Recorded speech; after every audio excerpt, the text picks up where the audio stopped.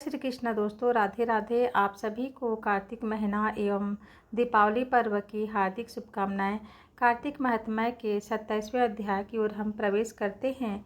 26वें अध्याय में हम पढ़ चुके हैं कि जिसमें देवगणों से धर्मदत्त पूछते हैं भगवान विष्णु को प्रसन्न करने के लिए कोई सरल उपाय, जैसे दान, यज्ञ, व्रत, आराधना, तप आदि के अलावा कोई और सरल विधि जिससे भगवान विष्णु जल्दी प्रसन्न हो जाएं।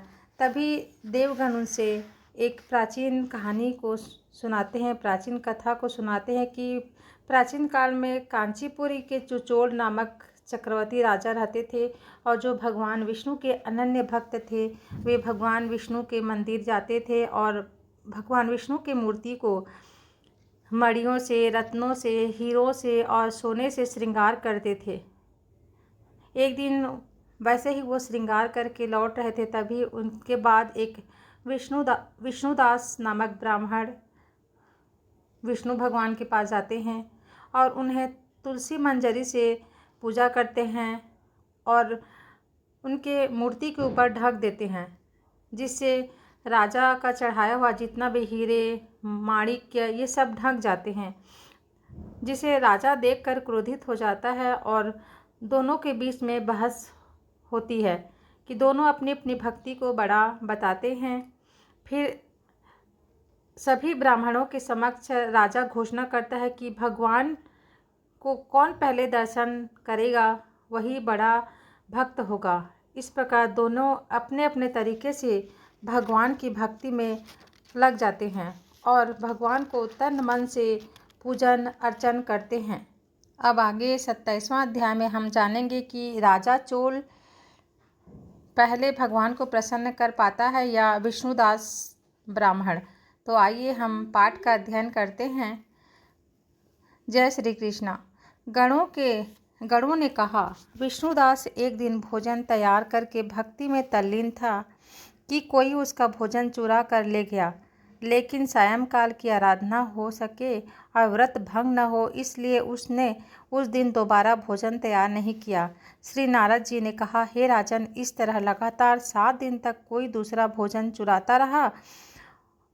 तब वह हैरान होकर सोचने लगा कि यह तो बड़ी विचित्र घटना है कि न जाने कौन हर रोज़ मेरे भोजन को चुरा कर ले जाता है। फिर भी इस देव स्थान को छोड़ना नहीं चाहिए। अगर मैं भोजन बनाकर खा लेता हूँ तो देर हो जाएगी और पूजा छूट जाएगी, अतः मुझे भोजन बनाकर तुरंत खाना नहीं चाहिए। बिना भगवान को भोग लगाने के वैष्णवों को भोजन नहीं करना चाहिए। अगर 7 दिन बिन भोजन के बीत गया तो आज का दिन और सही।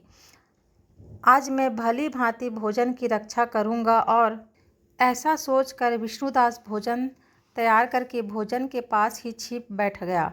उसने थोड़ी देर बाद देखा कि वहाँ एक चांडाल आया, जिसका शरीर बहुत दुबला था।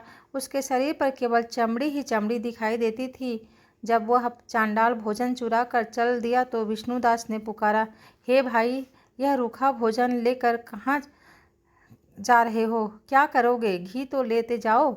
ऐसा कहकर वह श्रेष्ठ ब्राह्मण आगे को बढ़ा। विष्णुदास को अपनी ओर आता देखकर वह चांडाल तेजी से दौड़ने लगा। वह ब्राह्मण से डर गया था, लेकिन दुर्बलता के कारण दौड़ तो न सकता था, अतः वह भूमि पर गिर पड़ा और मूर्छित हो गया। चांडाल को मूर्छित देखकर विष्णुदास लपक कर उसके पास पहुंचा और अपने वस्त्र से उस पर हवा करने लगा। और इसके बाद उसने जो कुछ देखा उसे देखकर वह आश्चर्यचकित रह गया। उसने देखा कि उसके सम्मुख शंख, चक्र, गदा, पद्म, पीतांबरधारी चतुर्भुज रूप, अलसी के फूल के समान कांति वाले छाती में कौस्तुभ माला से सुशोभित साक्षात श्री भगवान विष्णु खड़े हैं। भगवान का दर्शन करके सात्विक भाव से मुक्त वह श्रेष्ठ ब्राह्मण उनकी स्तुति तथा प्रणाम कुछ न कर सका। वहीं पर सब इंद्र आदि देवता भी उपस्थित हो गए और गंधर्व तथा अप्सराएं आकर गीत गान करने लगी तथा नृत्य करने लगी। ब्राह्मण उन्हें प्रणाम करने के लिए उतावला हुआ, त्यों ही वहाँ संपूर्ण देव, गंधर्व और अप्सराएं आ गईं। विष्णु भगवान ने अपना स्वरूप ब्राह्मण को प्रकट कर उसका आलिंगन किया और दिव्य विमान में बैठाकर उसे वैकुंठ ले गए।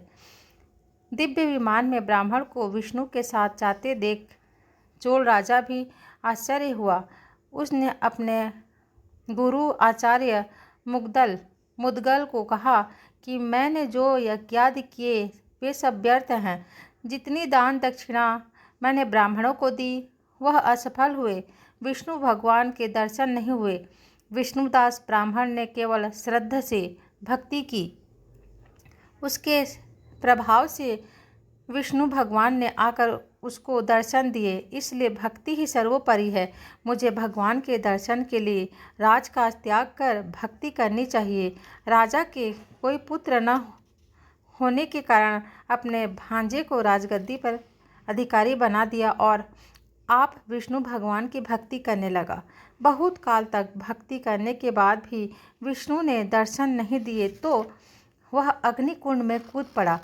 अग्नि में प्रकट होकर विष्णु भगवान ने राजा को गोदी में उठा लिया और कहा कि मैं तेरे त्याग और भक्ति से प्रसन्न हूँ। उसका आलिंगन कर उसको दिव्य विमान में अपने साथ बिठाकर वैकुंठ में ले गए।